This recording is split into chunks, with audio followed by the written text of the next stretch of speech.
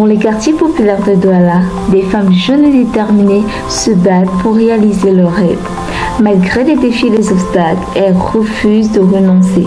Aujourd'hui, nous allons rencontrer l'une d'elles, Tatiane Beaufond, une jeune dame entrepreneur qui a surmonté les épreuves pour créer son propre business. Handicapée d'une main, Tatiane a dû faire face à des difficultés supplémentaires pour atteindre ses objectifs. Mais elle n'a pas laissé son handicap la décourager. Au contraire, elle a trouvé la force de poursuivre ses rêves et de créer quelque chose de vraiment spécial.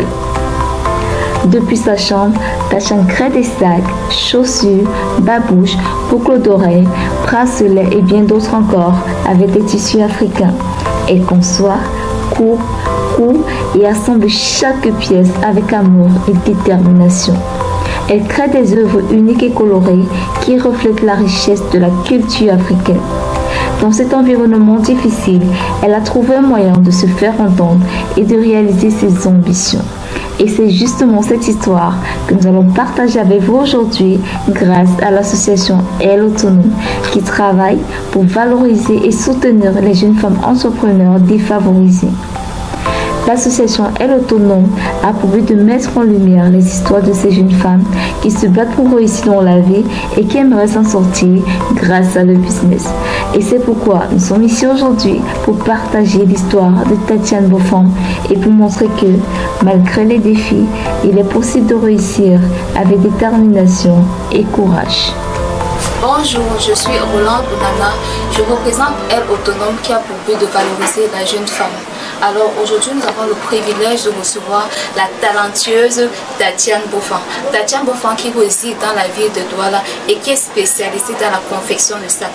Alors, on en dira un peu plus. Bonjour Tatiane Beaufond, comment est-ce que vous allez? Bonjour Roland, je vais bien, à la grâce de Dieu. Ok, merci de nous recevoir chez vous pour ce moment d'échange. C'est moi qui vous remercie pour avoir porté votre attention à ma personne. D'accord. Alors, on aimerait savoir qui est Tatiane Beaufond. D'où vous êtes venue l'idée de devenir entrepreneur? L'idée de devenir entrepreneur naît un peu tout petite. Quand j'étais encore CE2, j'ai voulu faire l'enseignement général pour après faire comptabilité. D'accord. Mais c'est mon papa qui a lui-même décidé de me déposer et de me faire une formation à l'industrie de l'habillement. D'accord. Après mon parcours, je me suis retrouvée à l'Institut des Beaux-Arts de Foumban. C'est de là réellement que la passion et l'envie de mettre sur pied une entreprise m'est venue. Et plus précisément dans la fabrication des sacs. Sacs dans toute généralité, que ce soit sac à main, sac à dos et puis sac de voyage. Là maintenant, je travaille avec du simili-cuir et du tissu.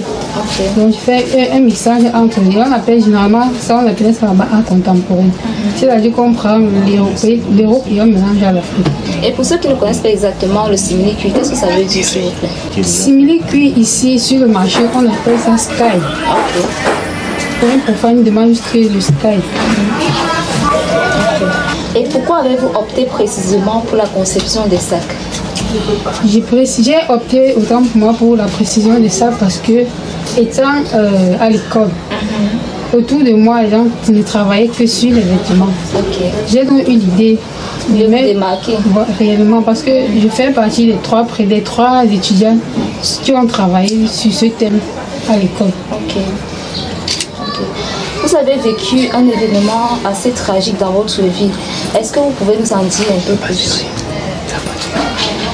Ah oui, c'était en 2019, après mon parcours scolaire. J'ai donc eu cette grâce d'avoir un travail en tant que responsable de la production d'une entreprise. Vu que j'avais opté pour les sacs, l'entreprise avait donc besoin d'une personne qui devait les orienter et les aider dans la fabrication du sac.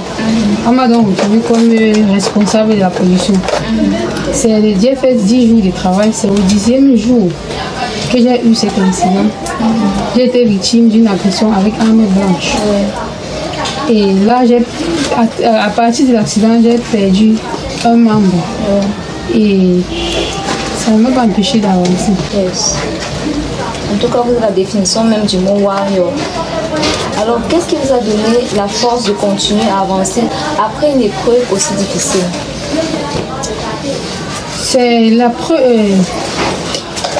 courage et la force de pouvoir avancer et revient de deux éléments. Un, la passion. Deux, l'amour pour ce que j'avais opté faire étant à l'école. Donc voilà pourquoi j'ai insisté, j'ai décidé, pas par ma force, mais par la force du Créateur qui m'a soutenu, et j'ai aussi également eu la grâce qu'il a placé sur mon chemin des personnes qui m'ont aidé à pouvoir traverser facilement la dépression. Et alors, comment est-ce que les gens réagissent quand ils vous voient coudre avec un bras? Quelles sont leurs impressions? Le problème n'est même pas seulement au niveau de la couture. Il y a plusieurs autres activités en dehors de la couture. Donc quand ils me voient, ils sont surpris. Et pour moi, j'ai décidé aussi vraiment de garder la force et le courage parce que je vais être un moyen d'évangélisation.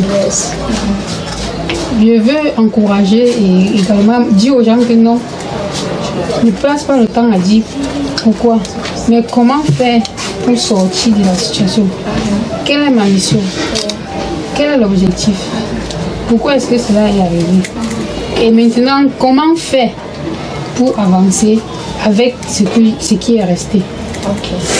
Et comment faites-vous pour tout gérer entre le travail, l'éducation de votre fille? On rappelle que vous avez une très jolie petite fille et également vos propres défis. Comment vous faites pour tout gérer tout cela? Bon, la gestion, que ce soit fille, travail et autre chose, vraiment, je ne peux pas dire que c'est moi qui suis fort pour pouvoir organiser. Seul Dieu sait comment il m'aide dans l'orientation et l'organisation. Alors, quelles sont les principales difficultés que vous rencontrez aujourd'hui dans l'exercice de votre activité? La principale difficulté que je rencontre aujourd'hui, c'est la gestion de l'espace. Ce n'est pas du tout facile. Vu que je travaille, généralement quand il faut couper, je coupe au sol. Et ce n'est pas facile de travailler au sol avec une main. Par contre, étant sur une table, ça rend les choses un peu plus faciles. Cette table, je ne peux pas l'utiliser parce qu'elle est tellement occupée. Et je ne peux l'emplacement également. L'espace est réduit. Ça fait que je ne peux pas manipuler facilement les largeurs des escaliers là-dessus. Sur cette table. Et là, qu'est-ce que vous êtes en train de faire? Je suis en train de travailler une petite trousse. Un petit porte-monnaie. À peu près comme ceci, n'est-ce pas? Un peu plus petit que celui-là.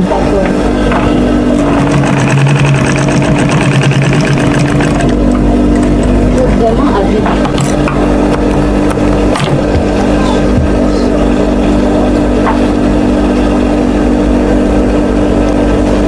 Là, je forme le design. On va admirer la facilité avec laquelle elle peut.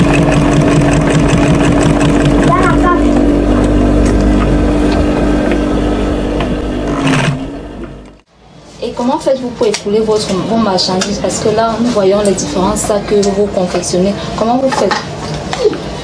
Bon, pour écouler les produits et les réseaux sociaux, l'avènement des réseaux sociaux a été un plus pour moi.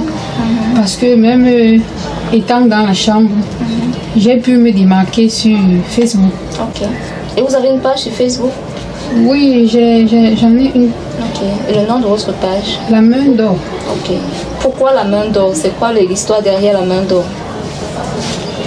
L'histoire derrière la main d'or ne vient pas seulement de moi, parce que j'étais avec ma petite sœur et ensemble on cherchait le nom auquel on devait attribuer à la structure. Moi j'étais trop dans le design. Elle a dit non. Pourquoi ne pas dire la main d'or? C'est là qu'on a eu avec la main d'or. Et comment elle, autonome, peut vous soutenir dans votre activité, dans vos projets? Bon, elle, autonome, mon souhait, c'est juste qu'elle me permette d'avoir un espace.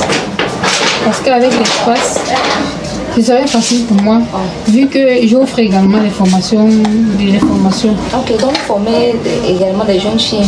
Oui, je forme des jeunes filles et pour le moment, pour manque d'espace, je suis obligée de les déplacer, aller vers elles, mais en présentiel, pas en ligne. Comment se passent vos formations? C'est-à-dire que vous avez un espace pour ça, vous êtes obligé de louer un espace, un local pour faire les formations bien. Non, je ne loue pas de local vu que je me rapproche des centres de formation professionnelle. Ok, d'accord. Maintenant, si vous avez un message à partager avec ceux qui vous regardent, si vous avez un message à partager à la jeunesse, que serait ce message-là? Le message dont je vais passer à la jeunesse, pas seulement à la jeunesse, mais aussi aux personnes qui hier avec leurs membres aujourd'hui se retrouvent en situation de handicap. On ne doit pas baisser les bras. Du moment où en nous, on a une passion, on a un rêve et on a des objectifs à atteindre, quelle que soit la difficulté, quelle que soit la diversité, restons focus et attachés à ce qu'on a besoin. Et on remet tout, parce que ce n'est pas par notre force, non plus parce qu'on est aussi dans une famille aussi ceci, mais il y a une seule personne qui oriente tout, qui décide, créateur. Vous oubliez de nous présenter vos magnifiques sacs que vous vendez. Alors, est-ce que vous pouvez nous en dire un peu plus par rapport à ce sac? C'est quoi la matière? C'est quoi le tissu en question? Ici, nous avons un sac fabriqué avec du sky, du simili cuir et le tissu traditionnel DOP. Ok. Les accessoires, on a comme accessoires les perles et les sabots en bas du sac. Ok. Regardez, chers dames, même mes yeux, regardez, admirez la qualité de ce sac, les finitions vraiment, pour vos sorties, pour les mariages, vraiment, je recommande.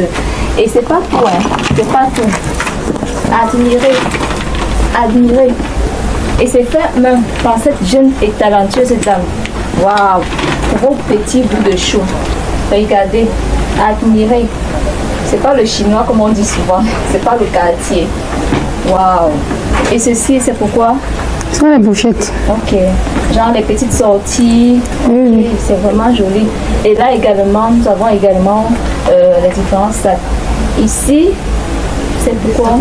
Sac à bouquet. Ok. Pour les femmes là, on se connaît les femmes avec le nyanga, c'est-à-dire que vous pouvez mettre vos crayons, vos rouges à lèvres et tout. C'est vraiment, vraiment pratique. Nous sommes arrivés au terme de cet échange qui a été vraiment enrichissant et nous ne pouvons que vous souhaiter le meilleur pour la suite. Alors nous vous donnons rendez-vous pour la prochaine interview. Au revoir.